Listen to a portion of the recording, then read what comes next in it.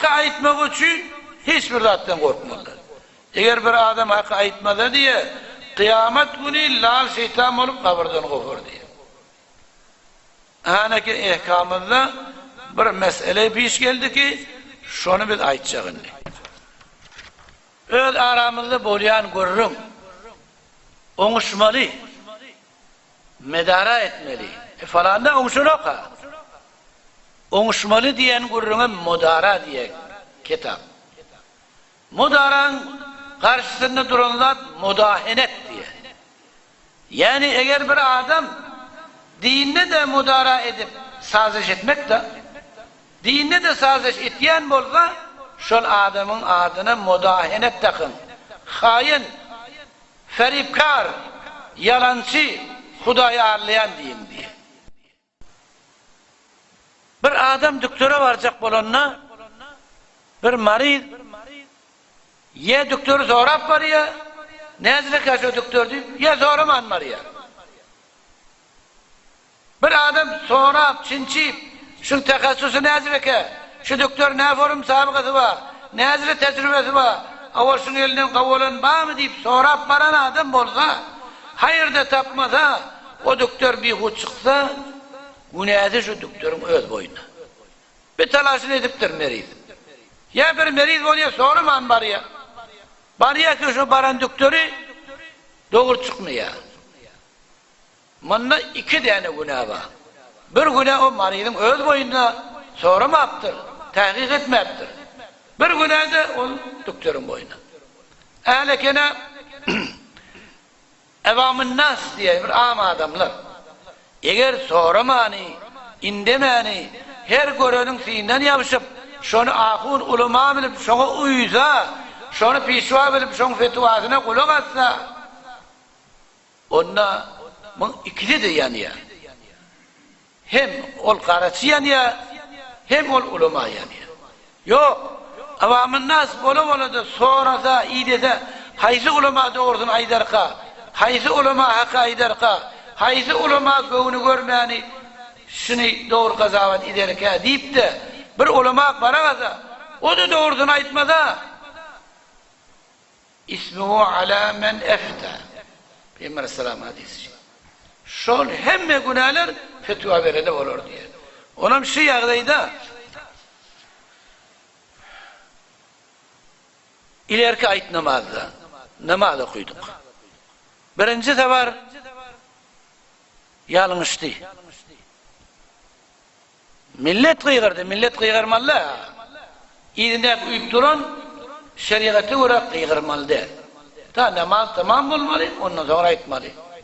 Bizimkilerin şu bilmeyenin alamatı bir. Hem tür yüzün uğruna kıygırıştılar, mani semi'allahu limen hamide diyenle bozdurdular.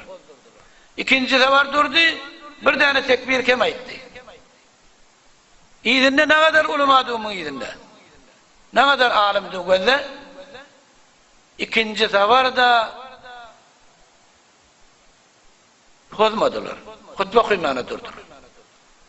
Kitap şunun hakkında ne diye fetava alimgiriye diye birinci cildinde 128. sayfasında diye ve minha tekbiratul iideyn şol tecrübe düşüyendendir ayet namazının tekbirleri kâle fil bedâya ayet bedâya diyen fetavada İzâ terekeha her vakti ki şu ayet namazının tekbir vaazının bir yerini terk ederse ev nekasa ya kem aydâze min yaşunun ev zâde aleyha yaşunun ziyad aydâze ev etâ biha fi gayri mevdu'a ya başlayır da şudur aydâze fe innehu yecibu aleyhi sucud şunu tecrübe vasıf olur diye keda fil bahr-ı raik diyen fetavada da şey deyiptir ve yestevi fi ziyadeti ve nuksan el-qalil vel-kethir beraberdir ziyad bolsun, kem olsun köp olsun, az olsun, nuksan olsun fark etyendedir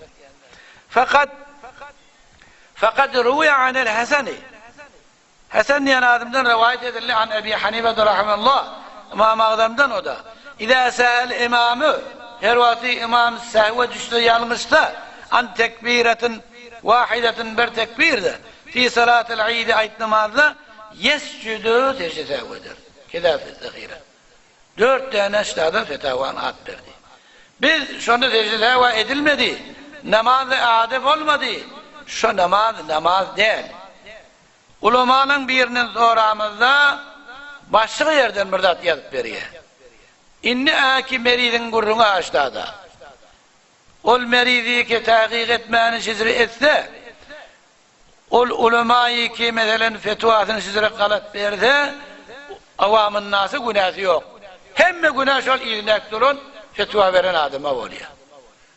Ol imamı ki yanlışıptır, iznek durun, uleman vazifesi, şunu yamaçlardan okutmalı. Belki başka yerden delil getiriyor ki, tecrübe etmeliler diyeyim. Lekene gözle, bizim şuna diyenler, mudara değil, mudahinet. Eğer şöyle adamın evine düşer ki yamaçlardan şunu bozurup, yamaçlardan okuyarsa, avam adamların namazı doğru bulacak. Ama on bilen medara etti ha. Mudara deyip öz nezerinden etti, veli mudahinet, hıyanet bir şeriat buldu.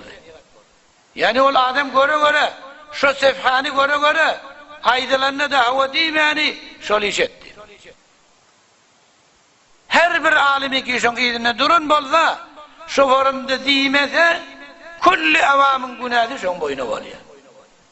Biz camamızda mudara bilen mudahineti saylap bilemiz o. Her bir zatta sazı etmeli mukadiyet. La rafeti fi dinil İslam. Din-i İslam'da rafet yok, doğru icra olmalı. Doğru bulman suretinde ulema günahkar. Vesselamu aleyküm ve rahmetullahi ve berekatuhu.